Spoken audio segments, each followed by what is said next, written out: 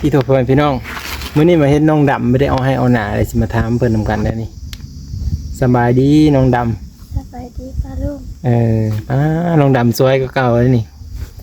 เคยไปไทยอยู่บ่น้องดำบ่เคยเลยอยากไปอยู่บ่อยากไปล่าเงิน อยากไปหาเงินอยู่ไทยเนาะแต่หาเงินอยู่ไทยเนี่ยได้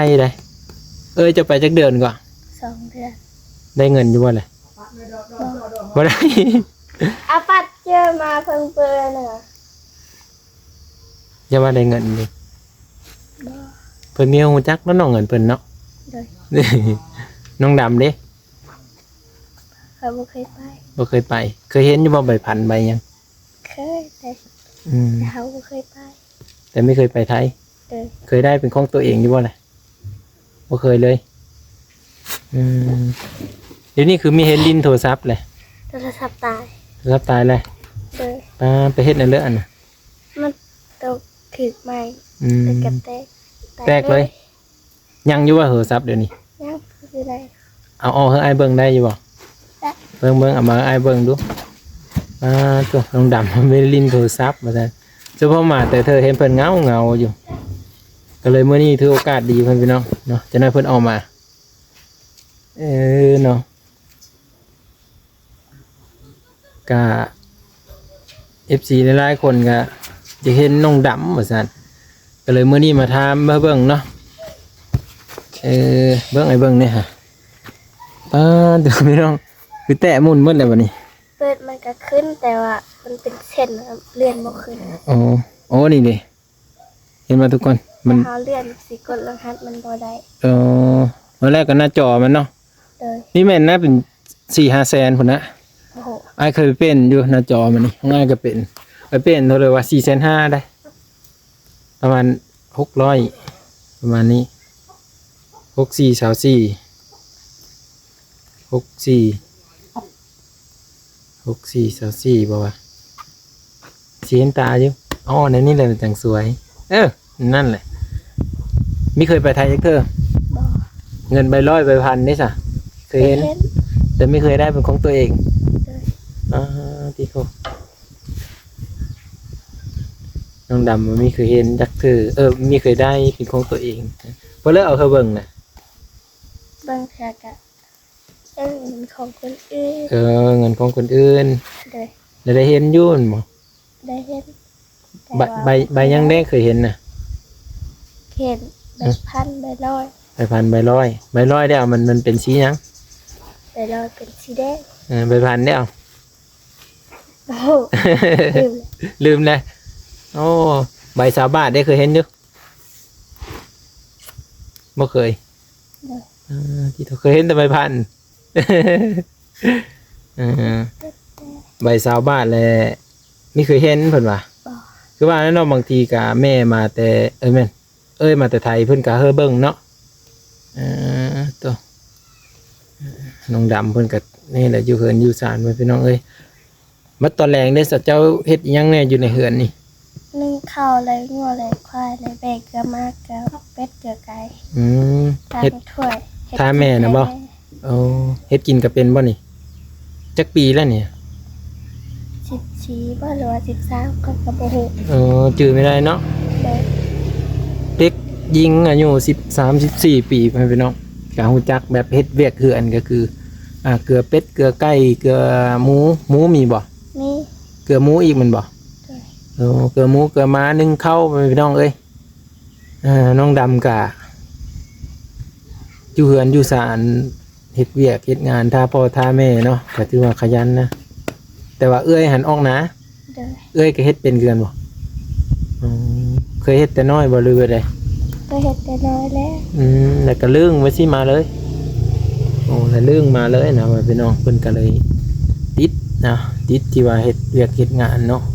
ถ้าเพิ่นใหญ่มาเพิ่นไปไทยนี่ก็ว่าอนาคตเพิ่นน่าจะไปอีกไกลพี่น้องคนดูคนขยันแบบเนี้ยแต่ว่าอนาคตนี่จะไปไทยอยู่บ่อยากไปอยู่อันไปนี่สิไม่ได้เอิ้นน้องดำเลยสิได้เอิ้นเจดำเลยนี่เนาะสิได้เห็นเพิ่นในเวอร์ชันสาวกุ้งเลยนะบัดนี้คิดออกอยู่บ่ว่าตัวเองสิเป็นแบบเหลือคันไปฮอดกรุงเทพ บ่ฮู้คือกัน ฮะ บ่ฮู้ สิไม่ได้เอิ้นน้องดำเลยได้สิได้เอิ้นน้องขาวเลยได้อะขาวแล้วน้องดำเอ้ยจะเห็นติเอ้ยจะไปไทย เลย ขาวบ่ละมา ดำคือเก่า ดำคือขาวเอ้ยเอาคือขาวๆเด้ เรามาทำบิดหาข้าวแต่มีดำ ดำคือเก่าวันนั้นเราอยู่ไม่โดดเนาะ เลย น้องดำไปไทยโอ้ขาวเลยได้นี่ อันนี้คือดำบ้านเฮาซื้อๆเนี่ย แต่ไปพุ่นน่ะมันสิล่างคัดเอาหมดเลยได้ความดำอะเป็นชื่อเลยเนาะน้องขาวอ่ะสิเด้ ต้องเป็นชื่อว่าน้องขาวเลยนะพี่น้องน้องก็น่าจะมักในความสวยความงามอยู่เบิ่งจากการแต่งตัวของน้องดำนะกับวิธีคือแบบเด็กน้อยทั่วไปนะเพราะว่าบางคนเด็กน้อยทั่วไปนะบ่แม่นตั้งว่าบางคนยังติดโทรศัพท์อยู่ แต่ว่าน้องดำนี่บ่ได้ลิ้นโทรศัพท์นี่อยู่ได้บ่ มีได้ เฮ็ดเวียกเฮ็ดงานปกติ เลย ยามลิ้นได้ลิ้นยามได้น่ะ บ่ได้ลิ้นนะ บ่ยามคันยามมีโทรศัพท์นี่ลิ้นตอนได้น่ะ เบิ่ง TikTok เบิ่งเฟซ เบิ่งแต่ตอนกลางคืนบ่ เลย ยามเฮ็ดเวียกก็บ่ได้ลิ้น กลางเว้นบ่ได้ลิ้นเฮ็ดเวียก มีแต่ยามมันนั่นเนาะยามกลางคืนแต่เก้าว่าบ้างมาปั้นข้าวปั้นน้ำก็โอ้เห็นเพิ่นหนข้าวหนน้ำไปพี่น้องซอยแม่นี่ซ้ำผู้ชายเลยเฮ็ดเวียกเฮ็ดงานแบกผ่อนข้าวแบกสอบข้าวเลยโอ้สุดยอดหลายเนาะแต่ว่าคันบ่เฮ็ดก็บ่มีผู้ใดเฮ็ดซอยเนาะ เลย เพราะว่ามีไอ้น้องจักคนเจ้า เริ่มเป็นเพื่อนนี่บ่ เออ มีเอื้อแล้วก็มีพ่อแม่4 คน อยู่กัน4คนเนาะ เลย เอาออกในนี้ที่มันบ่เห็นตาซั่นเลื่อนเลยอยู่กัน4คนเนาะ เลย น้องดำเพิ่นก็โอ้เฮ็ดเวียกเฮ็ดงานขนาดเด้อพี่น้องเอ้ยน้องสาวดำคนสวยเนาะคันโอนานี่แล้วบ่ได้เห็นกันเลยนี่เนาะมื้อนี้ถือว่าน้องดำเพิ่นก็บ่ได้เฮ็ดเวียกก็เลยว่าเพิ่นอยู่เฮือนเพิ่นก็น่าจะเฮ็ดแล้วตอนค่ำบ่เนาะ เลย เดี๋ยวนี้จะเก็กโมงนะมื้อก่อนเด้อ พอ3 โมง โอ้3 โมงครึ่งนะได้พี่น้องเอ้ย 3 โมงพอเก่าเลย บ้าบังมาตอนที่บ้าบังแล้วเวียกเนาะก็เลยแวะเข้ามาลิ้นน้ำน้องเพิ่นโทรศัพท์ก็ใช้ไม่ได้แล้ว เลย สมพอมาแต่เธอเงาอย่างน้องดำเงาเห็ดเลยมันสั่นอกหักว่า ก็ ยังไม่ทันมีผู้บ่าวผู้แผ่วตีเดี๋ยวพอมีเดี๋ยวเอาใหญ่ยังมีกันมีผู้บ่าวติดผู้บ่าวแล้วเวกงานกับพี่จะเฮ็ดแล้วเนาะเดี๋ยวแม่สิได้เฮ็ดเวแหละผู้เฒ่า ผู้เฒ่าเฮ็ดเวแหละ แต่ว่าอยู่ได้เนาะ เลย อยู่ได้กับเงาในจักหน้อยแหล้ว น้องดำก็คิดนักอยู่แล้วพี่น้องเอ้ยได้จังมือเลยโทรศัพท์ตาย ประมาณ5-6 มื้อนี่แหละ ติโทตอนมันตายตอนทำอิฐเดี๋ยวสิมีจะให้เพิ่นบ่ บ่ ธรรมดาขัดเป็นอ้ายนี่ให้เลยได้ บ่ ให้เลยเวลินโทรศัพท์เนาะน้องดำยังอยู่ได้เฉย บ่เล่นกันอยู่ได้ บ่ลินก็อยู่ได้สิมีเงาบ่เลย เราอยู่จักหน้อย เงาอยู่จักหน้อย แต่ว่าอยู่ได้เนาะใครอยู่น้องดำยังอยู่ได้พี่น้องครับเป็นบ้าบ้างนี่ยันไม่ได้แหละอยู่ไม่เป็นนอนไม่รับเลยน้องดำเลย ขนาดไม่ได้ไปหาถ่ายคลิปยังอยู่ไม่เป็นเลยน้องดำเลยชีวิตติดคลิปนั่นเนาะกหาถ่ายคลิปเป็นเวทเป็นงานนี่แหละพี่น้องเอ้ยเนาะคันมีไปกับเงินก็ไม่ได้คือกันนั่นแหละเนาะเอาบัตรเงินใช้เงินจ่ายได้น้องดำเอามาเฉยเลย หา ตีจักจัน บ่แต่เดี๋ยวจะบ่ได้ เนี่ยใครไม่ได้เนี่ยเป็นใช่บ่มันมีกัดนะบ่กัด บ่กัดถ้ามาเหยาวมันบ่ขุใส่ คันไม้สั้นเด้ แล้วมันสิขุ มันกัดมาเลยนอนแถวแหนแถวขอแถวนี้เนาะ บ่นี่คอยเป็นตอนเขาเป็นไข้ ใครเอาตุ้มมาแม่นเพื่อเลยละกัดแกม นี่เป็นชิว เป็นซิวน่ะเอาเขาเลยซื้อ แต่ยังเฮาลืมเลย กิมินเอากิมินใส่มันยังดีส่วนไรเด็กน้อยซ้ำเนียนประมาณ13-14 ปีนี่เขาจะเป็นพวกซิวพวกอันนี้นะแต่กี้ย้ายก็เป็นคือกันแหละเดี๋ยวนี้ก็ยังเป็นคือกันเจ็บขนาดได้มันสุกนะเจ็บคือกันบ่ บ่ ถ้ามันสุกเองพวก เฮามันหยิกลิ้น มักยิกลิ้นนะท่านถามไทยชีวิตน้องดำไปพี่น้องเลยเนาะสาวงามเด็กหญิงเนาะ ในวัย14ใช่เนาะ13อย่างน้อยอายุ14ใช่ ประมาณปีแล้วยังสิได้ไปไทยนี่ฮะ บ่ฮู้ เอ้ยใหญ่คันเอ้ยจะไปน่าจะได้ไปนำกันเนาะไปอยู่บ่ล่ะสมมุติเอ้ยจะโซนไป ไป คันเฮ็ดบัตรประจำตัวอยู่ลาวนี่พ่อแม่พี่น้องเฮ็ดพาสปอร์ตอหยังนี่ประมาณ18 ปีพุ่นน่ะเอ้ยจะฮอดแล้ว18 ปี 17อ๋อแต่เฮ็ดได้แล้วคืออันนั้นได้จ้ะ บ่ฮู้ ก็น่าจะได้แหละเนาะว่าอันนี้ก็บ่ฮู้จักกฎหมายหรือว่าบ่ฮู้จักแบบมันระเบียบการเฮ็ดพาสปอร์ตปานใดนะพ่อแม่พี่น้องว่าอายุจักปีเนาะบ่ได้เคยพาคนอื่นไปเฮ็ดเพราะบางเคยเฮ็ดแต่โดนแล้วเนาะประมาณ 6-7 ปีแล้วพ่อแม่พี่น้องเอ้ยตั้งแต่โดนพุ่นแหละเนาะยันว่ามีได้ลิ้นโทรศัพท์แหละอยู่บ่เป็นจ้ะเนาะ ได้ อยู่ได้ตอนแรกก็เกลือไก่อีโก้นี่แหละก่อน ไก่นี่บ่ไก่ผู้นี่บ่ เลย ป้าถูกพี่น้อง กินบ่เองก็คือเหนื่อยกูมื้อ อันนี้ได้ เป็นมื้อหลาย อ๋อน้องดำก็มักอยู่บ่ไก่ตี บ่ บ่มักกัน เดือน มันเป็นอะไร คือเดือนลูก มันคือเนื้อดุนี่สิเป็นไก่ต้มนั่นเนาะ ไก่ต้มนี่หมดแท้ๆพี่น้องเอ้ยแถวนี้บ่ได้มีม้าว่อมากัดติฮะนี่ บ่ ยังเป็นคือบ้านน้องสายฟ้าพี่น้องเอ้ยม้าไปกัดตายกอง 4-5 ตัวนี่ตัว ไก่ มีแต่กะ กะบ่มันมากินลูกไก่ดิ เล่นลูกกับ มันไล่เอาเลย เออ ที่โทษพี่น้องแถวบ้านนี่ยังมีกามีแล้วเนาะจะไปติดอยู่จักจันทร์ ไปอะไรในคลอง ได้อยู่บ่ไปติดมื้อนี้นะ เลย บ่ได้ขายนะ บ่ เอาไปกิน ไม่รับ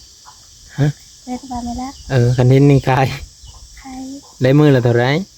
ไม่ได้สิบชาวพัด ป้ามื้อละ20 บาทพี่น้องโอ้20 บาทก็หลายเติบนะ ถ้าได้ในคลองยังมี36,000 36,000เบิ่งเอามาอายเบิ่งดูฮะตัวน้องดำขยันแท้จักจันก็หาฮอนยามจิรอชีวิตไปขุดจิรอมาจังนี่ที่โทเดี๋ยวน้องเพิ่นเอามาให้เบิ่งอ๋อมันบ่บินบ่ไร บ่ เบิ่งเอามาอายเบิ่งดูฮะโอ้ไปติดจักจันทุกคนเลยเบิ่งให้เบิ่งนี่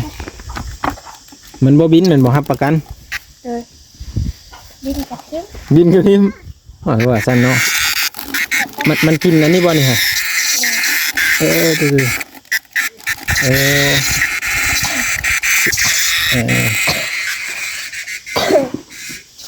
จักพันก่อนน่ะ เท่าไหร่ดีเลยล่ะ 36บ่ โอ้ จากชาที่จากชาหก แม่เจ้า6ไปจักตัวว่าตะพันเขาขาย เขา3 ฮะ 3ตัวต่อพัน3ตัวต่อพันกีบพี่น้อง6ตัวก็ 2,000 เนาะ เออ ป้าบุญเพ็งสวยงามเลยบัดนี้แล้วคือเมียแม่หวีผมมั้ยน่ะมาเฮยดำนี่บ่หวีผมมั้ยน่ะ อ่ะ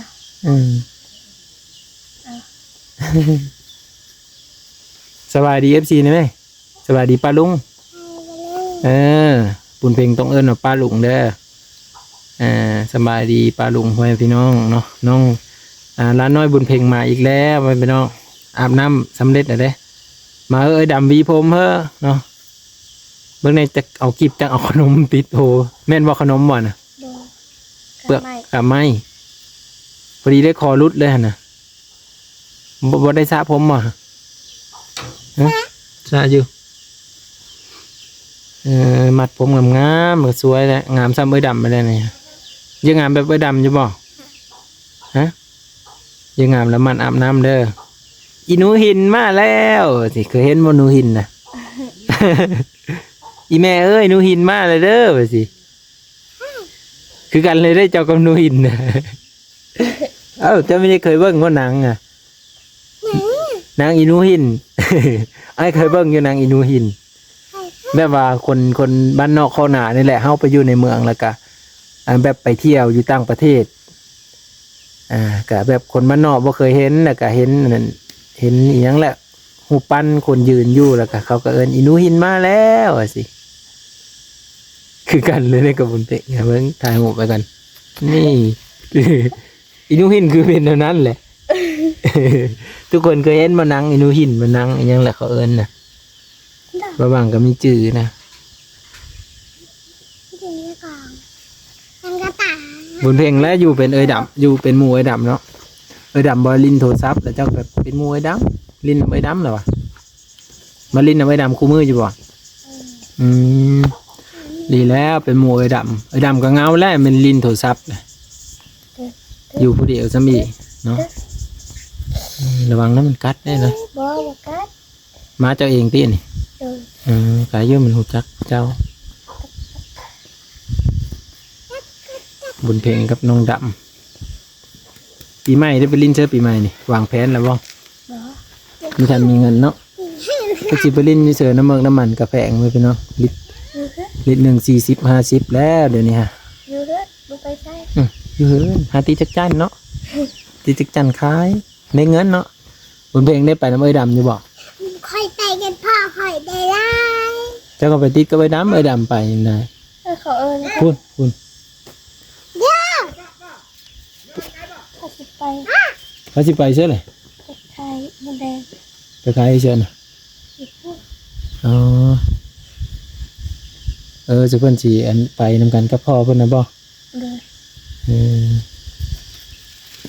อ แต่เก่าเพิ่นก็มาอาบน้ำอยู่พี่มันบ่ เด้อเขาสุถ้าเขามีการสุขเขาก็มาถ้าเขาดุดุเขา คันเขาดูสูบเลยอาบอยู่พุ่นเอาบัดยามซากหม้อพื้นหม้อไผ่เด้มาซากอยู่พี่บ่บัดยามเสียค่าไฟเด้จ้ะ ถ้าเสร็จพอดี เพิ่นบ่ได้เสียซอยจ้ะบ่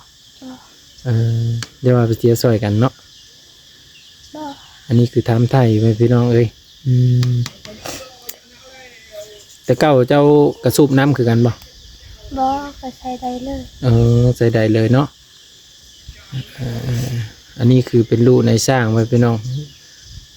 หรือเอิ้นกันว่าลูกพอนุชเนาะเพราะว่าเอ้ยของน้องดำนี่แหละชื่อนุช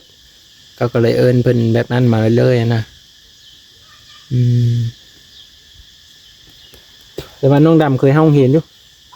เคย เฮาน้องได้เลย มาทราบ 3อ่านเป็นอยู่ อ่านแล้วเป็นเขียนเป็น เขียนเป็นอ่านบ่เป็นอ่านยามเขียนโทรศัพท์ได้ค่ะ เขียนโทรศัพท์กับบางคำก็ได้บางคำก็บ่ได้ เพราะเฮาเขียนยังบ่ทันได้ขึ้นนอนห้องใหญ่เนาะ เด้อ ก็จะเป็นต้องออกมา นี่บ่เฮ็ดเวียกเฮ็ดงานนี่บ่ซอยแม่แมันบ่ เด้อ บ้านเฮาส่วนหลายนั่นเด็กน้อยซ้ำนี่หั่นเขาบ่ค่อยเฮาเห็นเพิ่นพี่น้องเพราะมันฐานะทางครอบครัวมันหลายอย่างเนาะบ่ว่าการหาอยู่หากินการเอาน้องคันมีน้องก็ได้เฮ็ดเวียกเรือนชานช่วยพ่อแม่เพิ่นพี่น้องเอ้ยเนาะเฮ็ดแล้วสิเห็นหุ่งกระจุนบางตาว่าแกเห็นบ่จุ่มเอาตัดเอาเลยดิตัดครึ่งหน้าผากได้บ่ มันสั่นโคตร มันสั้นก็มีงามอีก เด้อ นี่บ่ขี่รถเดี๋ยวมันบางตาเฮ็ดได้เลยแหละ ก็ขี่รถเขาก็เอาขึ้นได้รถในกัน อันนี้ไม่เคยได้พบเหยาวนะพี่น้องไม่เคยได้พบเหยาวก็เลยไม่รู้จักเนาะ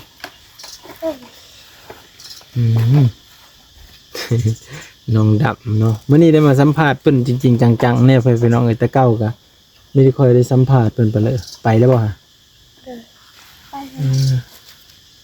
โอ้มันเขาย่างลัดป่าลัดดงไปเขาไปขายอยู่ซะเลย อยู่เขื่อนในป่าอะไร ฮะ ป่ามิน โอ้ปลาแม่มิว คนเถื่อกะอยู่เพื่อนเขาลุงพะม่วง เขามาหับซื้ออยู่หั่นบ่ ไม่รู้ค่ะเขาบ่เคยไปขาย เพิ่นพากันไปแล้วพี่น้อง100แล้วก็ผัวไปขายไข่หมดมาถามไทยน้องดำคือในนั้นเลยเนาะก็อยู่ดีมีแหงน้องดำเว้ยเนาะ เลย ที่เท่าน้องดำอยู่ได้ใช่เนาะอยู่ผู้เดียวแบบนี้แหละนี่เพราะว่าแถวนี้ก็สิมีแต่เฮินน้องดำกับเฮินนางร้อยอยู่ใกล้กันอยู่แต่ว่าเขากับเวกเขาเนาะคือน้องดำนี่คันบ่ลิ้นโทรศัพท์ก็คืออยู่นอนลิ้นอยู่เปผู้เดียวในวิดีโอหน้าพอกันใหม่พี่น้องอยู่ดีมีแหงมาบางขอบพระคุณ FC เบอร์ทุกคนนั่นแหละ พ่อลุงแม่ป้าท่านผู้ชมทุกท่านเนาะที่มาให้กำลังใจทุกคนเด้อพ่อแม่พี่น้องเด้อที่บ่ข้ามโฆษณาการสัมภาษณ์ของน้องดำเนาะใครอยากรู้จักในได้ก็คอมเมนต์มาได้เนาะเบิ่งโฆษณาให้พร้อมเด้อพี่น้องเด้อถ้ามีเงินมีคำก็จังว่ากันเนาะอันนี้ก็คือมาถามน้องดำเห็นเพิ่นเงาๆว่าซั่นโทรศัพท์ตายเนาะ เนาะประมาณนี้แหละทุกคนเลยเนาะน้องเพิ่นก็คนขยันนะเฮ็ดเวียกเฮ็ดงานตามที่ได้เห็นตลอดมาเพื่อนพี่น้องเนาะนี่เป็นเหินเพิ่นวิดีโอนะพอกันไหมน้องดำสบายดี สวัสดี โอ้ยเนาะไปทุกคนจบไปเพียงซ้ำนี้เนาะ